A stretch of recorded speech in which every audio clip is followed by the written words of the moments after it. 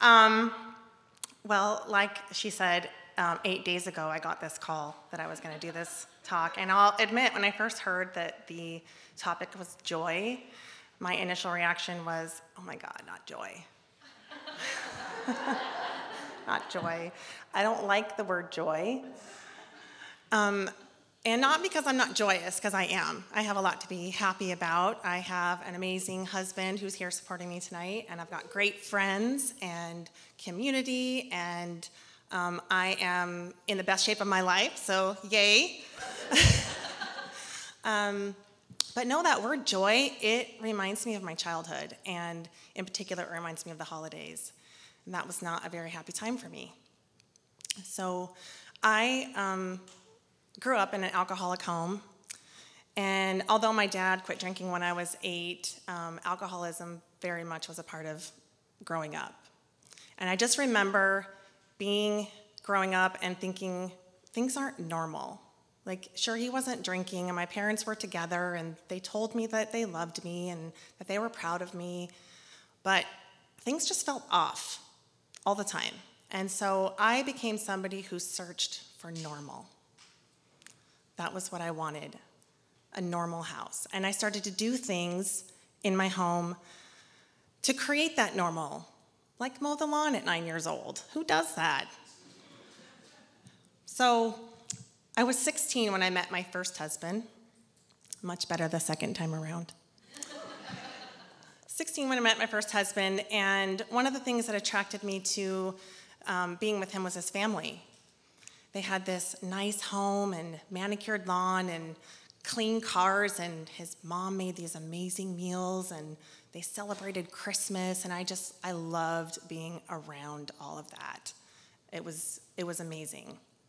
And I had decided pretty quickly that this was it. I was gonna be with this person. But by the time I was about 23, I realized that I have a problem. This person that I'm dating is a pot smoker. And it may not seem like a big deal, and I know it's legal now, but at the time it was illegal, and he smoked it a lot. And I didn't think it was a big deal in the beginning, and I was like, whatever, it's just pot. But the more we were together and the more he smoked it, the more I realized, like, this isn't normal. There's that normal word again. It was after we were married and I was 8 months pregnant with my first child that I realized I'm in deep shit. I was standing in front of a federal court judge begging him for a second chance at giving my husband a second chance at his probation. He was on probation and he had failed the probation. He was looking at spending a year in prison, and I was about to have his baby. And I felt stuck and trapped and just alone. So I don't know if it was the young pregnant girl or that my husband who was, seemingly wanting to get better, but that judge gave him a second chance. And I just remember being so relieved. I was so happy, and I thought, finally, this is it.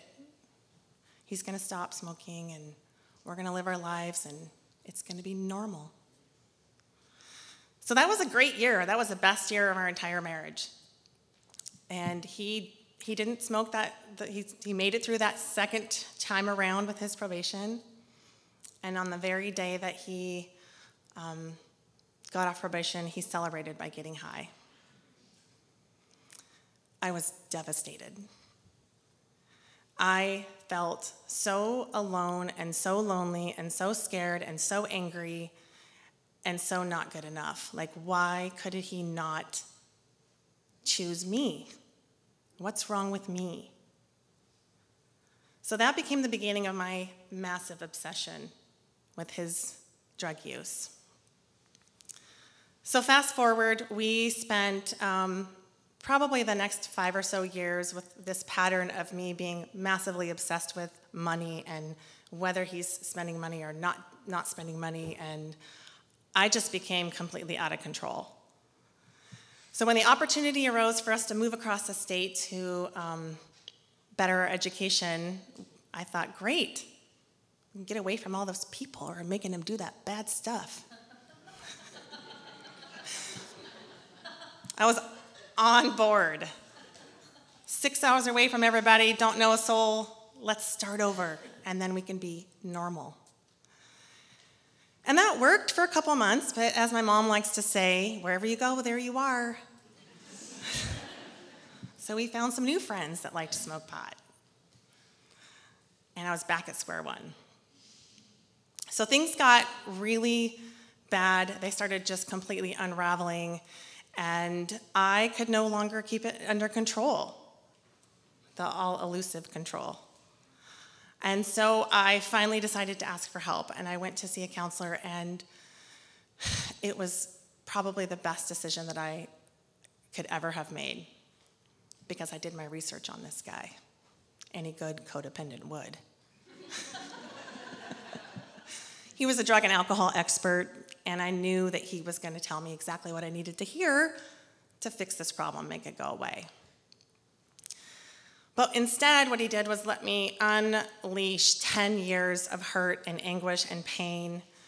And I sat in his office, and after I got done sobbing into the Kleenex, he leans over to me, and he puts his arm on my leg, and he says, I don't want you to take this the wrong way, but it's not about you. I was like, the fuck is he talking about? It's not about me. Like, how is this not about me? He's choosing the drug over... But I did my research on this guy, and I knew he was, like, good, because I picked him.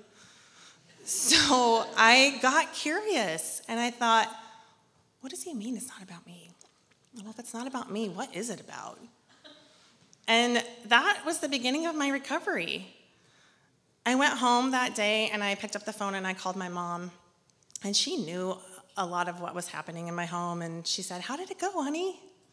And I said, well, he said it's not about me. I said, I don't really know what he means by that, but can you do me a favor? Can you just call me every couple hours for the next couple weeks, and just, when I answer the phone, will you just say, honey, it's not about you? She did that for me. And I think it helped save me. So a few months into weekly therapy, I decided to take this advice and attend an Al-Anon meeting. And so for those of you who don't know, Al-Anon is a 12-step program for friends and families of addicts and alcoholics, and I did not think I needed that. But I went because I was in so much pain, I was willing to do anything to not feel what I was feeling. And so I cried a lot. Those first few meetings, I just sat there and sobbed and listened and sobbed. And I remember very distinctly being in those initial meetings and hearing them read what they call the promises of Al-Anon. And they read them at the start, or my home group did. They read them at the start of every meeting. And the promises of Al-Anon tell you what it's going to be like on the other side. And I remember sitting there thinking, there's no way I'm ever going to feel that. It's not possible.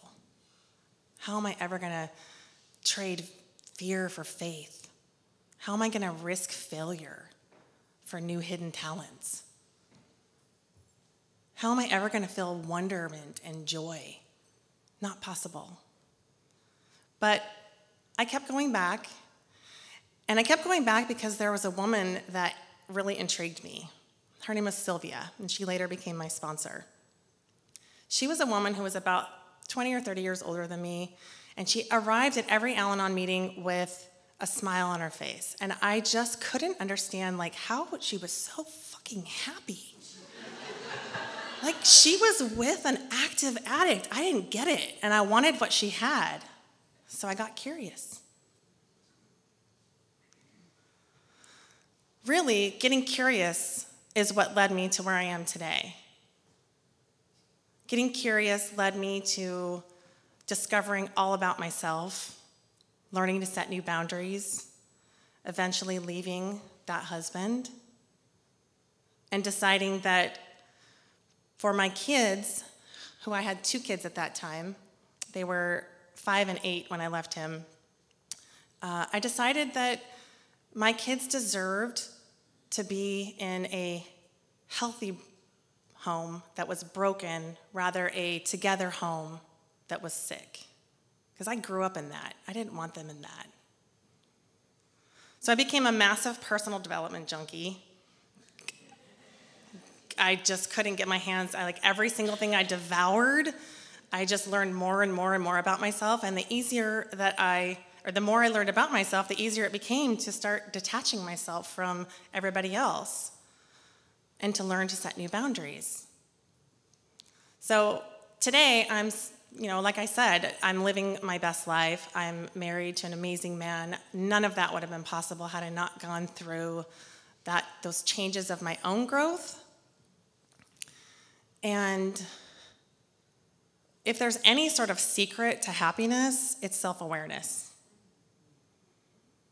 Because the more you know yourself, the more you don't take things personally. And the more you don't take things personally, the better you are at setting boundaries. And the better you are at setting boundaries, the more you are at speaking your truth.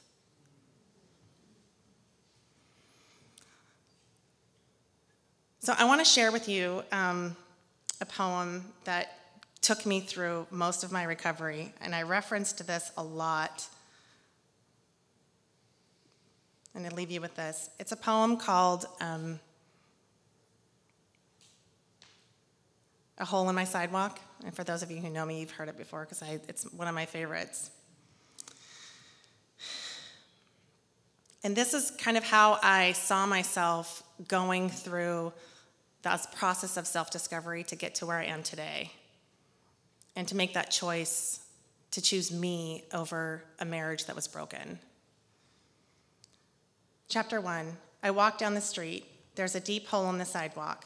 I fall in. I am lost. I am hopeless. It isn't my fault. It takes forever to find a way out. Chapter 2, I walk down the same street. There's a deep hole in the sidewalk. I pretend I don't see it. I fall in again. I can't believe I'm in the same place, but it isn't my fault. It still takes a long time to get out. Chapter 3, I walk down the same street. There's a deep hole in the sidewalk. I see it is there. I still fall in. It's a habit. My eyes are open. I know where I am. It is my fault. I get out immediately. Chapter 4, I walk down the same street. There's a deep hole in the sidewalk. I walk around it. Chapter 5, I walk down another street. Thank you.